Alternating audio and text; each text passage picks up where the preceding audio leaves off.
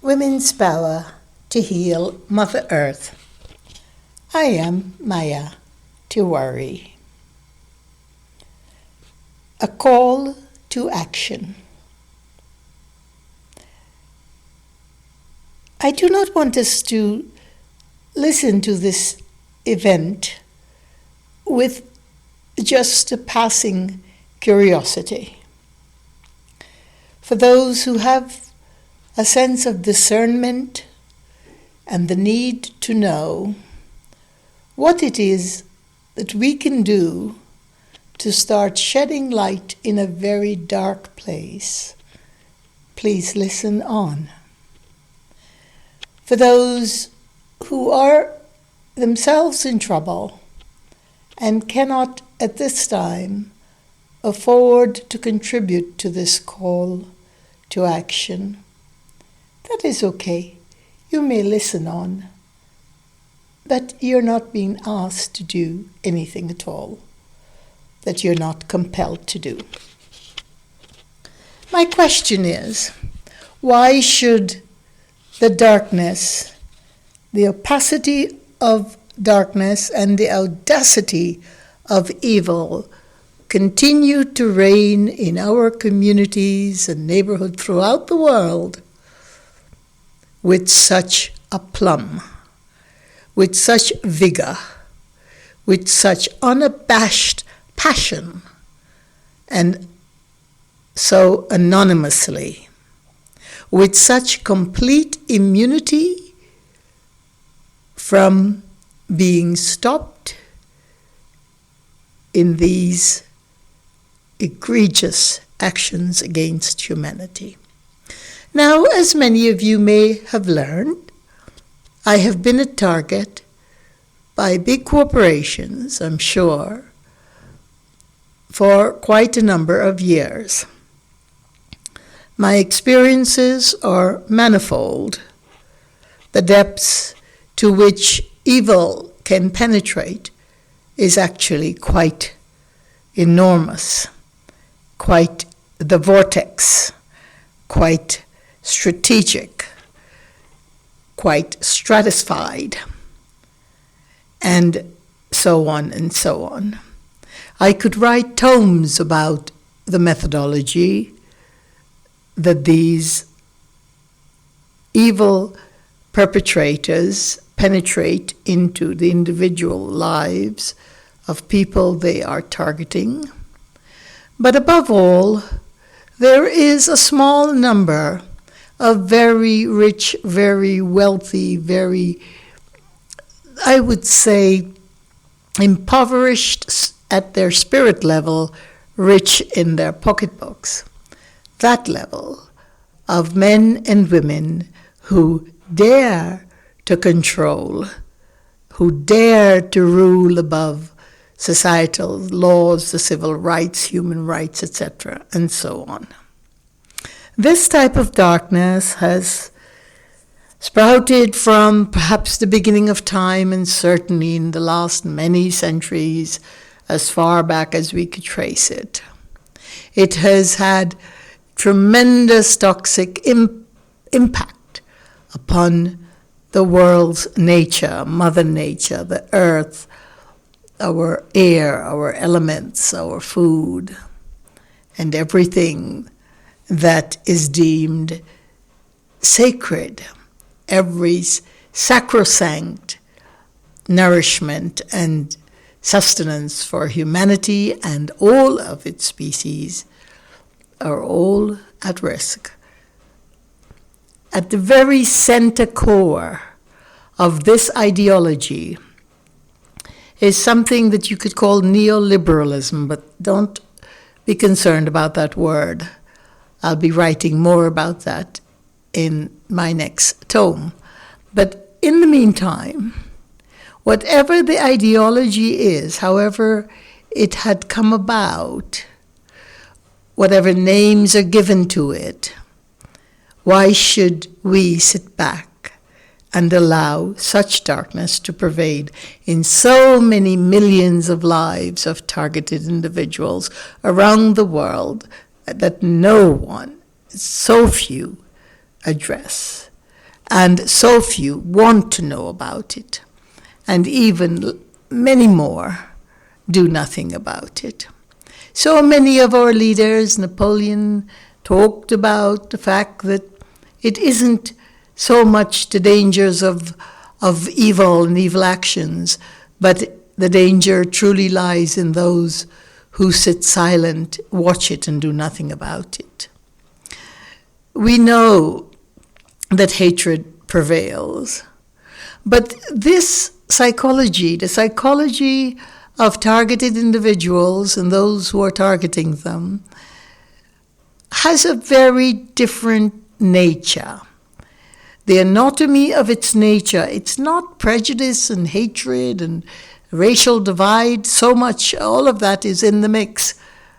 But the ideology behind it is to eradicate individuals that they feel threaten their evil mission, be it what they call those people whistleblowers, be it the very poor and indigenous and ethnic backgrounds of people that they use as experiment to ferret out whatever they need to test and prove on the human person, or those like myself, whose very message, whose very teachings, whose very persona rubs them the wrong way. And there are many of us. This call to action is not about your gathering here. I'm now in the southeast sector of Albuquerque, a huge high crime area in the United States, by the way, not far from the Kirkwood Military Air Force Base, not far from an area they called War Zone, but they have renamed it the International District, which has its own humor. But putting all of that aside, I am not calling you to action to come and parade the square block that has held me hostage here in this neighborhood. They are attempting to hold me hostage, but let me clarify that. I am cautious about my movement, and the amount of incursions, the amount of nightly invasion, the amount of what they do and the depth to which they go to anchor the water system through the local water authority, or the sewer system through the local sewer authority, or the electrical system, and all of these people are complicit. And so we're looking at victimization at its greatest level, the victimization of people who are forced or coerced into doing things they would never otherwise do. Decent people, like my neighbors, most of whom are complicit in this, and many more who understand this is going on and have been made silent. Now, I know that these good souls are not doing this just for the fun of it. I know that they feel complicit in so many ways, the psychology of how they are worked over, along with the bonuses and gifts that are given, new roofs, new pavements, new water systems, new electrical system, new plumbing system, new whatever it is they need, are all the briberies that sweeten the deal for them. But you could see the cognitive dissonance in their being. Not that I am concerned about them as human people. Everyone has decency in them.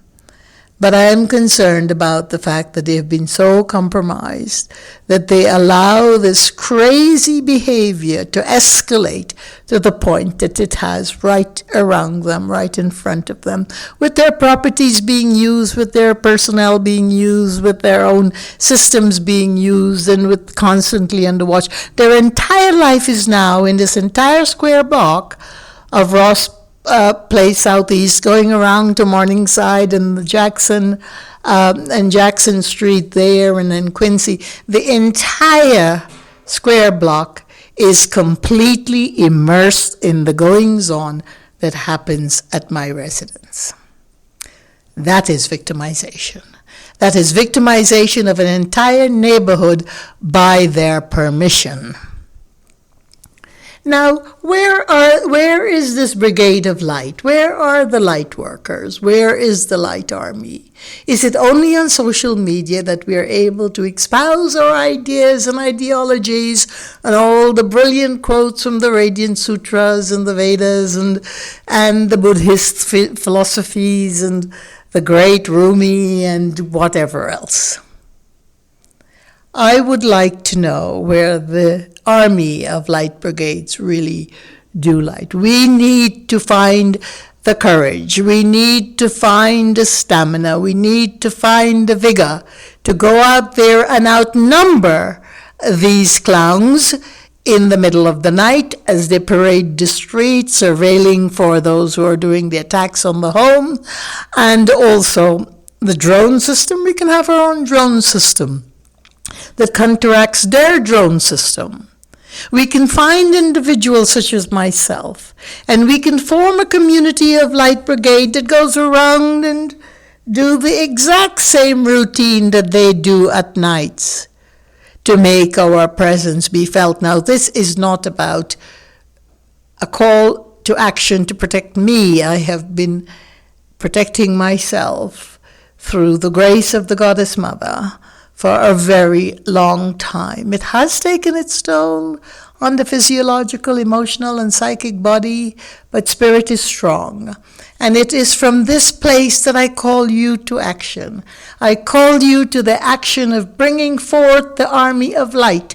Those of you who know we can find the numbers of people that are being targeted. It is no secret. So many sites that talk about it, that people who are sharing their angst and anxiety and absolute the frustration at having no help, at having no one, because the methodology used for the targeted individuals, such as myself, is quite incredibly brilliant. It is brilliant in the depth of its darkness.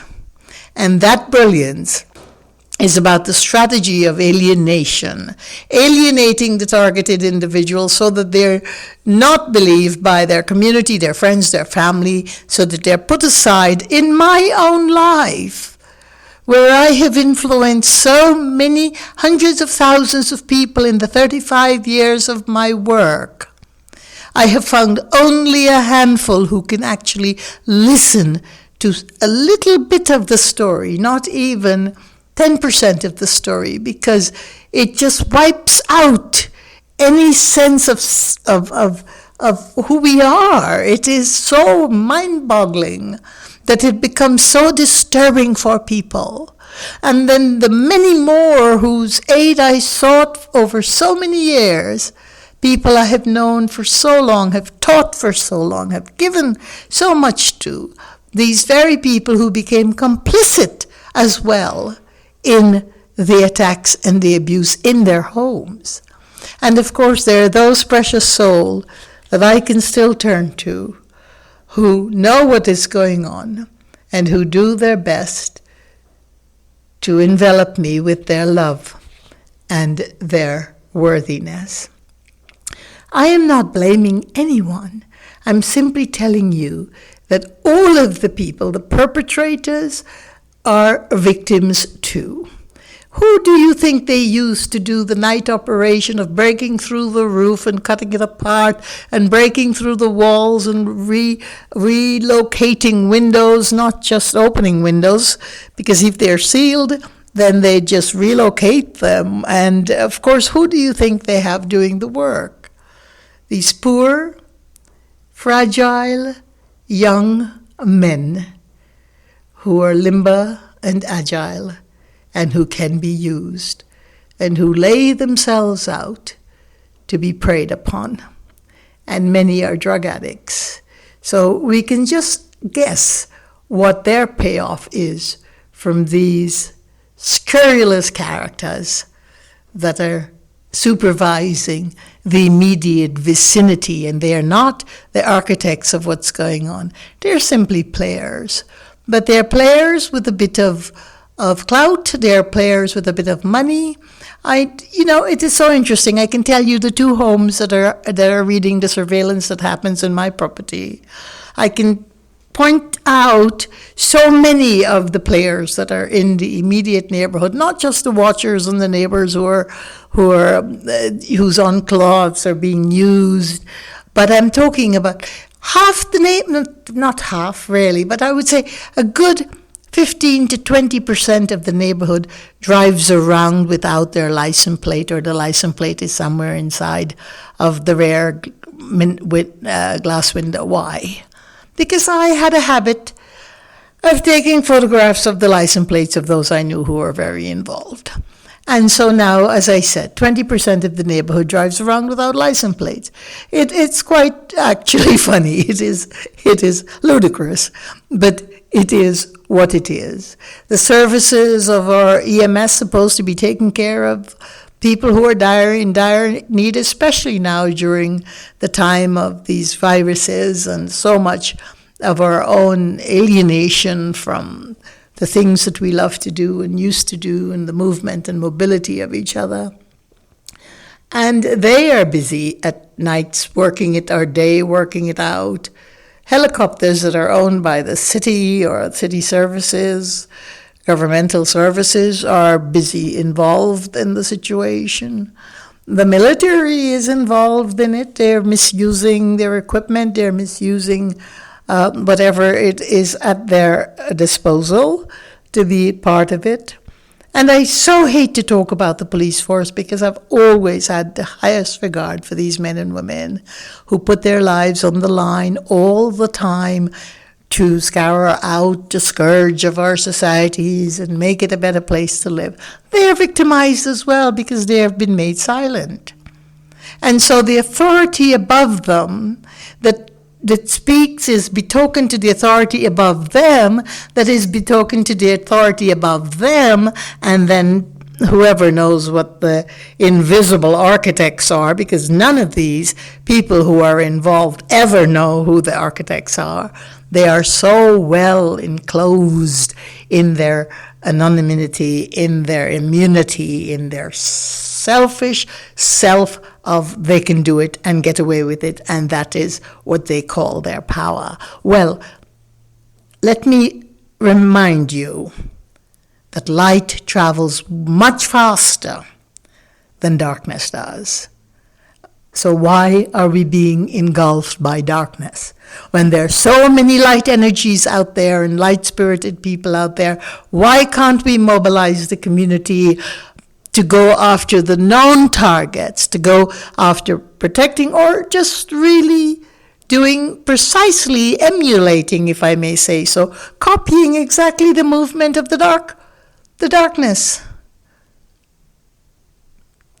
When we are all, this is so many great leaders, political, social, humanitarian leaders have said to us that when we give that clout of anonymity to these people that are doing dangerous, toxic, and destructive actions, then we begin to lose so much of the essence of our own spirit, our own soul, our own purpose, and our own journey.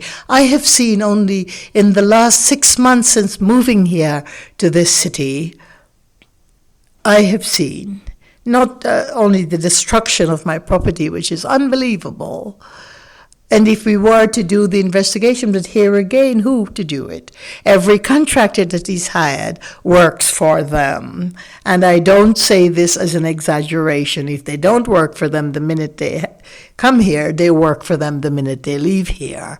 And so basically, even if one could afford it, how do you go and dig out all of the underground plumbing and go into the depths of the wall where they have put in their own electrical conduits, or go up to the roof where they have pasted on whatever they need to have access through that? This sounds so implausible, but let me assure you it is part of the reality. And we must face up to that. We must face up to the fact that there are some credible people, such as myself, who can tell you about it, who have experienced it and lived it for more than 4,000 days and nights. And I can assure you, I am saner now than I have ever been in my whole life. And I don't think there is much to be said for that complete inured sanity, because so much has been taken, so many losses, and I'm not just talking about material losses, I'm talking about the losses of time, the losses of the strides in my purpose, the loss of my privacy, the loss of my individual freedom and my own spiritual will at work. That has been compromised. Look, there is perhaps a reason for all of it, given the purpose that I have been granted in this life. I don't think we take to our purpose or develop it or learn it. I think we can always learn and become better at it, but I think that it's a grant. It's a divine boon. It's a staff of life given to us way before we were even born. But getting back to this situation of a call to action, this is sort of way vast wielding my talk to you today, but I'm hoping that we can take the nuggets from it and we could start to generate the sort of focus that gives us the identities of targets. They're all over the website, so many websites about it, and begin in their neighborhood, in those neighborhoods, to put a system that's simply a surveilling watch system, not anything illegal, but driving around the areas we know that are being scouted and that are being traversed at night. I can assure you these characters are on my premises at least 7 hours a night, and they do take breaks and they go into the enclave of the neighbors where they're being sheltered for the evening in any event. They're using equipment at night, they're using neighbors' equipment, they're bringing in some on trucks, they're leaving a great deal of trail around them and behind them. And actually, when this first started, they were more careful in trying to wipe their trails out. They have become so audacious, they have become so apparent, they have become so, there it is, because there's no one to control them, there's no one to stop them, and so it's just out there, a long footprint of toxic behavior. Companies that are huge companies that are hired by the water authority, the electrical authority, the cable authority, these companies. One I call the toxic local company, TLC for short, digging up and doing their stuff, and they're all cognizant of what they're doing. But I want us to shift our attention from just what I'm saying, the good guys and the bad guys, the light brigade and the dark forces, and listen for a moment, because every perpetrator is also a victim. And those who have to stand by and watch, I have no doubt that in the heart of hearts of the immediate neighborhood and to these kind and decent people who have turned the other way, that in their own consciousness, in their own sense of awareness of who they are, they've become absorbed in this dreadful situation. And I have no doubt that many are very, very reluctantly involved or regret that they ever did become involved. And this is what has happened to their neighborhood just by the sheer presence of someone like myself. And that is sad. There's nothing hilarious about that. That is an extremely sad set of vibes upon the darkness and the detritus of it all. There is their sadness as well. And no human can live with cognitive dissonance for too long, except the evil ones who have no sense of awareness and whose whatever, they're dehumanized to such an extent that I have no idea if there is hope for them, nor is that my concern. But what I do have to say is that for the larger and greater part of humanity, including those who have been made complicit into these types of behavior and actions, that there is hope for that humanity. There is hope to come out of it with a great deal more of understanding of how we can be swayed and how we can be manipulated and how we can be pushed apart. And for so many of us, just for a few farthings or a few dollars worth of work done to our home or our home front. And in fact, there are many thousands of dollars. Let me put it this way. The construction on this street has not stopped since I moved in. And before that, I was told by some of the other neighbors that they hadn't been the quietest street in the world. Rarely do you see any work vehicle. So, having said that, this is a call to action. It is a call for someone, somewhere, all of us, that belong to this incredible force of light, that are determined to see humanity reclaim its awareness, that we are determined to see coming into our own sentiency, that we are ready and willing to put love in the forefront regardless of what abuse we have endured or suffered, those of us that I'm speaking to. We need to start our own light brigade, not our own, but for all of humanity, and start to, my suggestion is that we start with someone who's targeted in our area and that we form our own community that goes around. Now, we can't be driving around all night long, so it's a little immediate thing. We're talking about people living on one street, and we're talking about the whole square block where they hide and where they take refuge. Anyway, peace be your journey. And thank you for listening.